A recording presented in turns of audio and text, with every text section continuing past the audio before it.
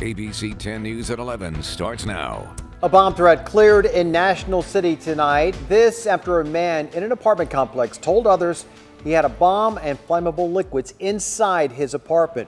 Good evening. Thanks for joining us. I'm Steve Atkinson. And I'm Kimberly Hunt. Police swarming in and shutting down the quiet neighborhood for hours as they investigated.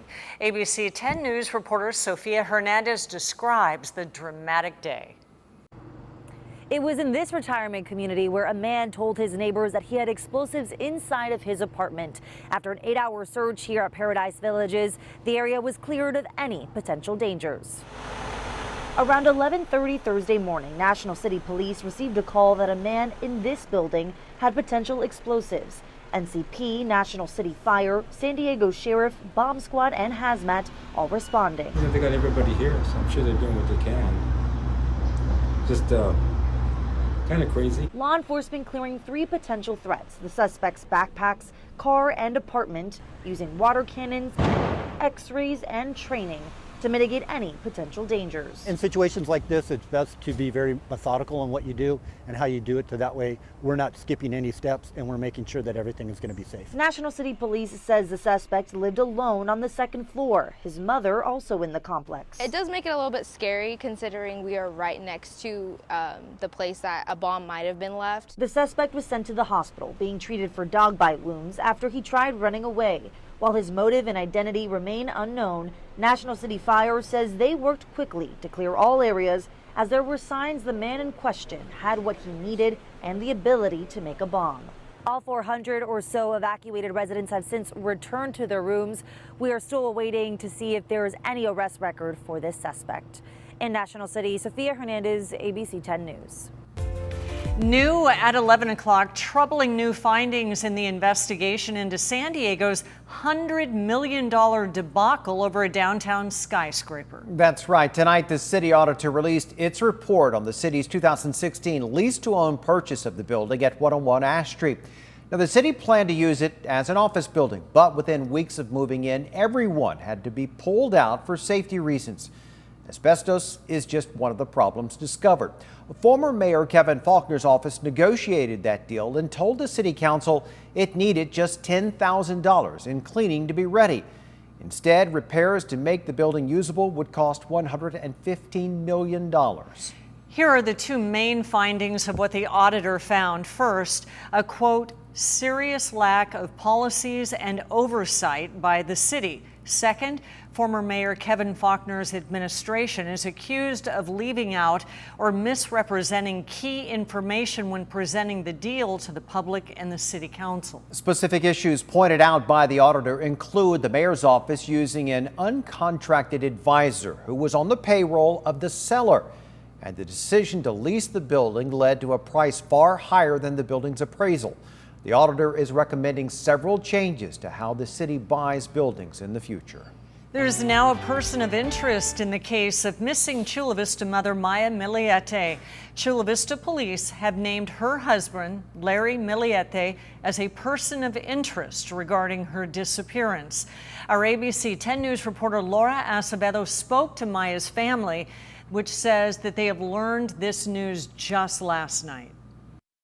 The family tells me they are not surprised, but say this news doesn't give them the answers they are searching for. What happened to Maya and where is she? Nearly 7 months after Maya Miliete went missing, the Chula Vista Police Department has named her husband, Larry Miliete, as a person of interest. He is the last person that saw my sister Maya. So I think that's automatic. You're a person of interest. Mary Chris and Richard Droulet are Maya's sister and brother-in-law. It's nothing new. I wish, they could have another press release saying, we have the person responsible for your sister. The police department didn't offer any other new information, citing the sensitivity and integrity of the investigation. When it's all said and done, at the end of the day, the job is to find Maya. Maya was first reported missing in early January. Since the investigation started, the Miliete house has been searched 3 times. Her husband, Larry Miliete, was served a gun violence restraining order in May. Police documents obtained by ABC 10 News showed Miliete owns dozens of firearms, including 7 AR-15s. 14 of the weapons were not legally registered to him. The family says they will continue their weekly searches as they wait for any answers. And although Larry's now a person of interest, Maya's sister still has hope. I hope that he doesn't have anything to do with my sister's disappearance. I'm so praying. I'm so praying and hoping. They're also hoping they'll be able to reunite with Maya's 3 children, who they haven't seen or talked to in months. We did reach out to Larry Miliete, and he told us in a text message he's, quote, just very disappointed. In Chula Vista, Laura Acevedo, ABC 10 News. A dramatic helicopter rescue late today after a horse got stranded down a ravine in Carmel Valley. SkyTen was there at the exact moment the team began hoisting that horse named Mackie into the air. It got quite a ride until they could finally set it down safely. Mackie seemed pretty happy to be back on the ground, started running. The emergency call came in around 12:30. Mackie and his owner got stuck near the 56 and Carmel Valley Road. People were able to bring water down, but the horse couldn't get out until the helicopter arrived. Both Mackie and the owner are now resting at home. Unsettling stories of misinformation coming from COVID patients at a local hospital's ICU. As ABC 10 News reporter Michael Chen discovered, some of the patients at Kaiser Permanente refuse to believe they have coronavirus. Inside the ICU at 2 Kaiser Permanente hospitals, fueled by the Delta variant, cases of COVID in the past month have been on the rise, mirroring county trends, including a doubling of hospitalizations in the past week. And just like across the county, the unvaccinated and partially vaccinated are most at risk. Dr. William Sang heads the local COVID vaccine program for Kaiser Permanente. We're not seeing people who are fully vaccinated ending up in the hospital or being in the intensive care unit. When it comes to those being hospitalized, Dr. Sang believes there's a fairly even breakdown between those who say they don't have enough information, those who are opposed to vaccines. Doesn't matter what happens, doesn't matter what you say, they just don't want it. And those who are hesitant. I know there's enough information out there, I just didn't do it. Still hear the question about, is there a microchip in there?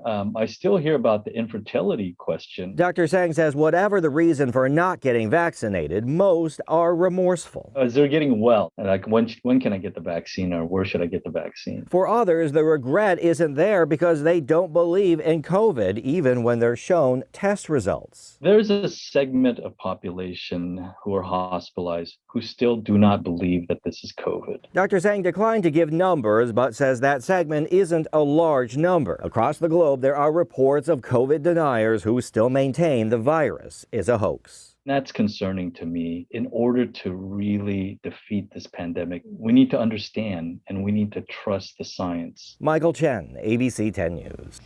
Our local case numbers continue to rise at an alarming rate. The county reported another 717 cases today. Our latest test positivity rate was 6.6%. And one more San Diegan lost their life to COVID. San Diego County is seeing a spike in new COVID cases, so much so that if California still used the tier system, we would be in the second most restrictive tier. We're taking an in-depth look at those numbers. Yesterday, the county reported 82% more cases in the past week than the previous week. The county's case rate is 7.6 cases per 100,000 residents.